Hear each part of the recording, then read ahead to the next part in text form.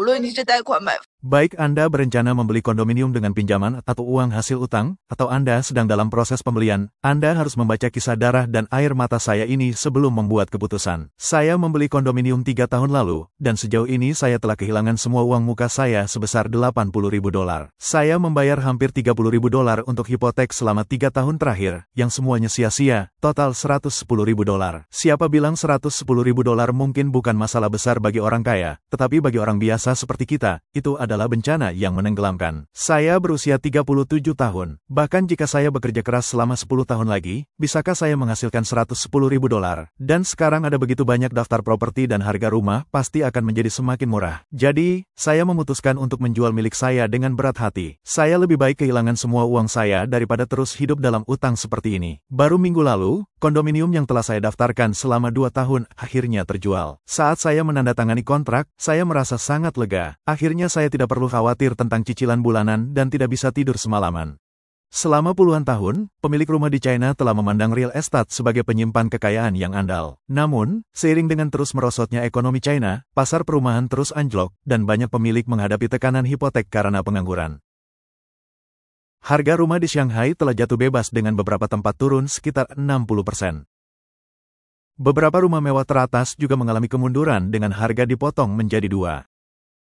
Dalam episode ini, kita akan membahas topik terkait. 有房贷的情况下， Jika Anda memiliki hipotek dan suami Anda tidak bisa bekerja, apakah Anda akan cemas? Sudah lebih dari seminggu sejak suami saya di PHK. Meskipun dia mencari pekerjaan setiap hari, dia belum menemukan satu pun. Ini bukan hal yang paling menakutkan. Hal yang paling menakutkan adalah kami masih memiliki hipotek dan pinjaman mobil, dan kami memiliki 2 putra untuk dibesarkan. Setiap hari Anda bangun dengan mata terbuka, akan membutuhkan biaya $40 tanpa makan atau minum. Dan gaji saya sebesar $420 sama sekali tidak cukup untuk menutupi pengeluaran. Ketika saya memikirkan hal-hal ini, tidak mungkin untuk tidak cemas, tetapi kecemasan tidak dapat menyelesaikan masalah. Hidup tidak akan pernah memperlakukan Anda dengan baik, hanya karena Anda sedang berjuang. Setiap orang menderita, dan Anda hanya bisa menyelamatkan diri sendiri. 上海旁边腰斩房。 Harga rumah di Shanghai telah dipotong menjadi 2. Harga perumahan di Shanghai telah anjlok sekitar 60%. Investor telah menderita kerugian besar dan meninggalkan pasar. Impian Shanghai untuk membeli rumah dengan uang muka 30% juga telah hancur. Menurut data, ada lebih dari 3.200 rumah di pasaran di Huqiao, dan harganya telah turun dari $2.000 per meter persegi menjadi $1.500. Blogger Shanghai Lily mengatakan bahwa dia melihat video tersebut dan melihat ada sebuah kondominium yang mirip dengannya dijual di komunitas mereka dan harga yang diminta hanya $340.000. Ini mengejutkannya dan dia menyadari bahwa propertinya telah turun sebesar $70.000. 这套房子是我和老公 Suami saya dan saya membeli unit ini dengan pinjaman pada tahun 2019.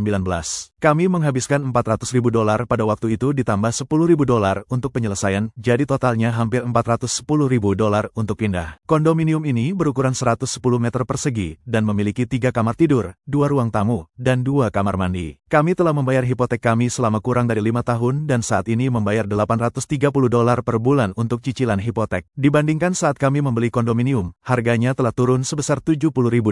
Saya jatuh sakit pada tahun 2018, tetapi setelah tinggal di Shanghai selama 10 tahun, saya sangat ingin memiliki rumah sendiri. Pada saat itu, saya mengumpulkan $140.000 dan hanya bisa memilih kondominium di daerah yang relatif terpencil. Ketika saya pertama kali melihat unit ini, saya langsung tertarik dengan lingkungan komunitasnya.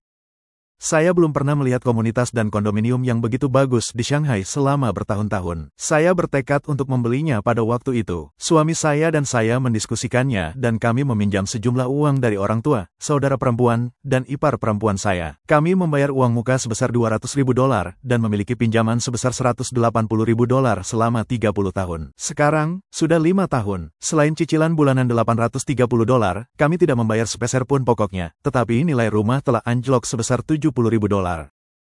Sekarang, banyak orang mengatakan bahwa kami dimanfaatkan. Tapi saya pikir karena kami membutuhkan ruang hidup untuk penggunaan kami sendiri, tidak peduli apakah harganya naik atau turun, kami tidak mempertimbangkan untuk menjualnya untuk saat ini. Blogger Bright Moon adalah agen real estate di Shanghai. Dia percaya bahwa harga rumah tidak akan meningkat di masa depan. 大部分地区的房价已经 Harga rumah di sebagian besar daerah telah turun lebih dari 50%. Banyak pemilik menunggu pemulihan dan peningkatan. Mereka mengatakan bahwa rumah itu seperti saham yang akan pulih ketika jatuh ke tingkat tertentu. Akankah harga perumahan pulih? Akankah harga perumahan naik? Saya katakan kepada Anda semua tidak, pasti tidak. Banyak orang mengatakan bahwa harganya sudah sangat rendah. Mengapa tidak akan naik? Saya katakan, karena terlalu banyak persediaan sekarang. Ditambah dengan tingkat pernikahan dan kelahiran saat ini, ekonomi secara keseluruhan sama sekali tidak dapat mengatasinya. Anak muda sekarang takut membeli rumah, mengambil pinjaman, dan tidak berani memiliki anak. Pendapatan banyak orang tidak stabil, jadi mereka sama sekali tidak berani membeli rumah. Teman-teman, semua orang mengatakan bahwa daerah di sekitar Shanghai telah mengalami penurunan terburuk. Tetapi ada satu tempat di Shanghai yang bahkan lebih buruk daripada yang di sekitar Shanghai. Sulit dipercaya bahwa harganya telah anjlok 60% tahun ini. Kondominium yang dibeli seharga $500.000 sekarang dapat dijual seharga $200.000. Para pemilik hampir mati rasa karena kejatuhan. Ini adalah akhir hidup mereka. Beberapa teman mungkin sudah menebaknya. Ya, itu Linggong. Penurunan di Linggong dan penurunan di daerah Shanghai memiliki penyebab yang sama. Keduanya terlalu jauh dari pusat kota Shanghai, dan spekulasi real estate telah menyebabkan harga melambung. Banyak orang di daratan China membeli rumah dengan pinjaman. Namun, ekonomi China telah menurun dalam beberapa tahun terakhir, dan banyak perusahaan telah memberhentikan karyawan. Jika pemilik kehilangan pekerjaan mereka, keluarga tersebut harus menanggung tekanan besar untuk membayar cicilan hipotek mereka. Saya akan menganggur dan tanggal 28 bulan ini akan menjadi hari kerja terakhir saya. Kemarin, saya masih penuh semangat juang, mengatakan saya akan bekerja keras untuk menghasilkan uang dan menabung. Tapi hari ini, bos saya memanggil saya untuk berbicara. Saya tidak menyangka saya akan di-PHK dari pekerjaan paruh waktu saya di toko roti. Sungguh benar bahwa sebutir pasir di era itu, ketika jatuh pada kita orang biasa, menjadi gunung. Ketika saya pulang setelah bekerja hari ini, saya memasak bubur. Ada sisa nasi dari makan siang, jadi saya membuat beberapa sosis, nasi goreng, dan mengukus beberapa ikan. Suami saya dan saya telah tinggal di Shanghai selama 9 tahun. Sebelum saya punya anak, saya bekerja di bagian sumber daya manusia di sebuah perusahaan. Setahun setelah anak lahir, tidak ada yang membantu saya merawat bayi, jadi saya terpaksa mengundurkan diri dan menjadi ibu rumah tangga penuh waktu selama 3 tahun. Baru tahun lalu ibu mertua saya bersedia datang dari kampung halamannya untuk membantu kami merawat anak-anak. Saya kemudian menemukan pekerjaan di toko roti dekat rumah saya pada awalnya, menghasilkan $3.50 per jam dan menghasilkan $600 sebulan. Saya awalnya berpikir bahwa selama saya bekerja dengan rajin, melakukan pekerjaan saya secara efisien, dan meninggalkan kesan yang baik pada bos saya, pekerjaan saya akan stabil. Baru hari ini ketika bos saya menyuruh saya mencari pekerjaan lain, saya menyadari bahwa kita masing-masing hanyalah sederet biaya di lembar Excel. Perusahaan masih bisa eksis meskipun kita dihapus. Kita tidak terlalu penting. Setelah makan malam, ibu mertua saya membersihkan dapur, dan saya menyiapkan meja untuk anak. Saya telah berencana untuk membeli yang baru, tetapi sekarang saya akan menggunakan yang lama ini untuk saat ini. Biaya tetap sebesar $1.400 untuk sewa bulanan dan hipotek seperti gunung. Jika saya kehilangan pekerjaan lagi, hidup memang akan sangat sulit, tetapi saya tidak akan putus asa dan akan terus mencari pekerjaan. Mungkin jika Anda kehilangan sesuatu di satu tempat, Anda mungkin mendapatkan sesuatu di tempat lain. Wanita ini mengatakan bahwa dia berusia 28 tahun dan baru saja di PHK. Tahun ini menandai tahun ketujuhnya berkeliaran di Shanghai di tahun ketiganya di perusahaan, menjadikannya karyawan veteran.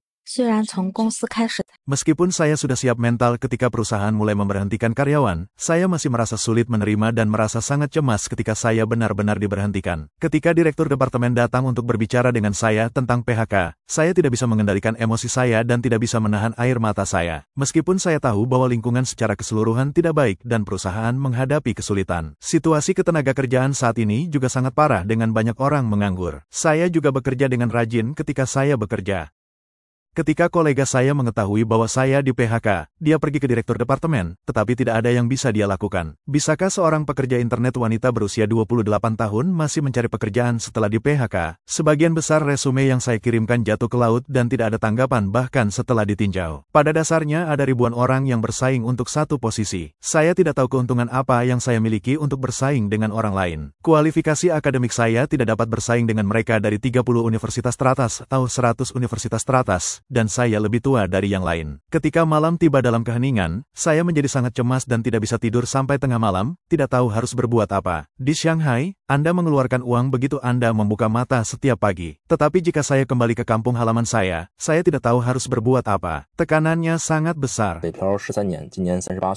Saya telah berkeliaran di Beijing selama 13 tahun. Saya berusia 38 tahun ini dan hipotek bulanan saya adalah $2.000. Saya baru saja mengalami PHK di industri internet. Istri saya sekarang hamil anak kedua. Ini adalah hari ke-70 saya menganggur di rumah.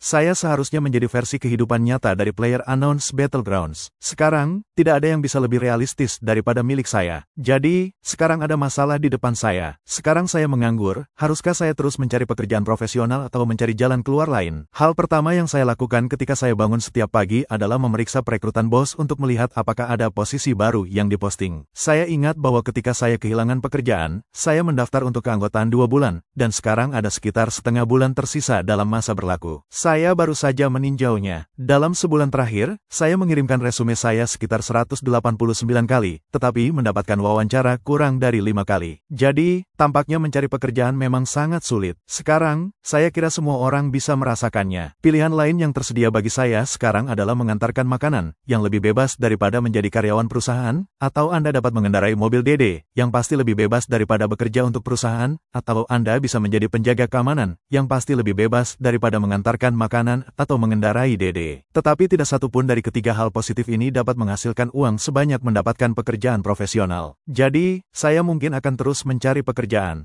25岁失业半年后的 Saya berusia 25 tahun sekarang. Seberapa sengsara hidup saya?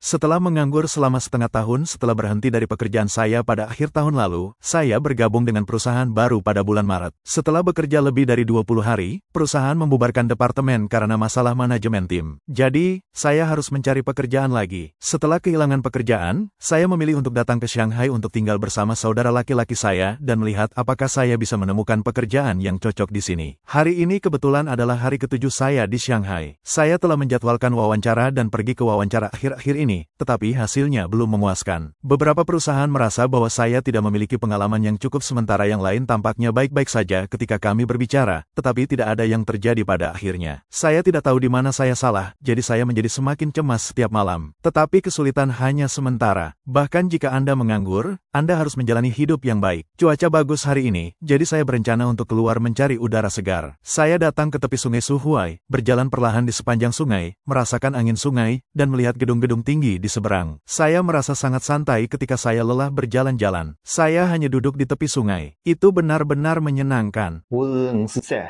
上海人，今年40岁。 Saya dari Shanghai. Saya berusia 40 tahun ini. Saya baru saja menganggur selama 2 bulan, dan sekarang saya adalah ayah penuh waktu di rumah. Sejujurnya, saya benar-benar cemas ketika saya pertama kali kehilangan pekerjaan. Saya terus mengirimkan resume tetapi tidak menerima tanggapan. Jadi pada waktu itu saya memutuskan karena saya tidak melakukan apa-apa, saya mungkin juga merekam beberapa video dan mencoba melakukan swamedia. Saya belum pernah mendengar batasan usia untuk bekerja di swamedia. Tidak ada aturan yang mengatakan orang di atas 35 tahun tidak bisa melakukannya. Pada awalnya saya mengambil foto sendiri tanpa memberitahu keluarga saya dan hanya mempostingnya secara santai. Kemudian istri saya melihatnya dan dia tetap mendukung saya. Setelah seluruh keluarga saya tahu tentang ini, mereka semua mendukung saya. Jadi ini sebenarnya cukup penting dan memungkinkan saya untuk bertahan. Saya telah melakukan ini selama 2 bulan sekarang tanpa menyadarinya. Tapi saya belum mencapai banyak hal sampai sekarang. Saya merasa bahwa pengikut saya belum meningkat dengan sangat cepat dan saya belum membuat pencapaian apapun. Yang terpenting, saya merasa mentalitas saya telah meningkat setelah bekerja di swamedia selama 2 bulan. Sekarang Anda di sini, merawat anak-anak dan menjaga rumah tangga tetap berjalan sebenarnya juga merupakan pekerjaan. 贷款183万买。 Kondominium tua dan bobrok di Shanghai yang kami beli dengan pinjaman $250.000 telah anjlok hampir $140.000. Kami menyetujui pinjaman pada akhir tahun 2021 dan mulai secara resmi membayar pinjaman pada awal tahun 2022.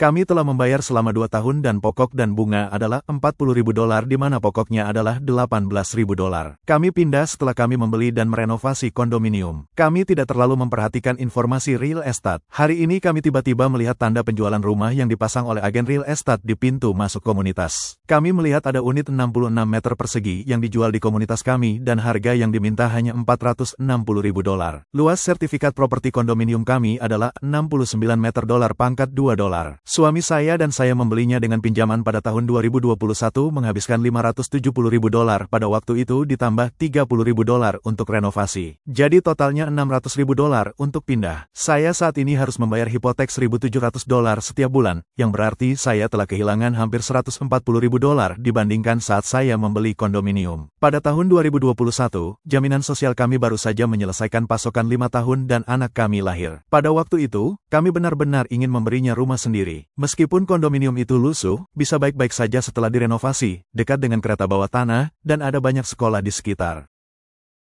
Sekarang 2 tahun telah berlalu dan hipotek bulanan adalah $1.700 dan bunga saja telah membayar $20.000. Dalam beberapa tahun terakhir, banyak orang kaya di Shanghai telah berimigrasi ke luar negeri. Jadi rumah-rumah mewah telah kehilangan permintaan. Harga perumahan telah anjlok atau bahkan setengahnya. Harga penthouse ini telah dikurangi 10 juta. 10 juta hanyalah pengurangan harga. Mari kita hitung. Berdasarkan gaji Anda saat ini, berapa lama waktu yang Anda butuhkan untuk menabung 10 juta? Harga penthouse ini dikurangi 10 juta. Harga aslinya 30 juta dan sekarang 20 juta. Pemiliknya sangat kaya sehingga dia bisa menawarkan diskon yang lebih dari yang bisa didapatkan orang lain seumur hidup. Lihatlah jendela bay besar ini. Ini adalah pemandangan sungai Hangpo di villa mewah di atas Lujai Swai. 50 lantai tinggi dan mencakup 200 meter persegi. Lihatlah penyelesaian yang luar biasa ini. Bukankah lampu gantung besar ini sangat bagus? Yang utama adalah juga memiliki kolam renang mewah pribadi yang besar. Lihat, ada teras besar di sini, taman pribadi. Sangat menyenangkan memiliki teras sebesar ini di atas Lujai Swai di mana Anda bisa menanam bunga, sayuran, bawang, dan lobak. Angin dari sungai Hangpo sangat kencang hari ini, dan itu merusak rambut saya.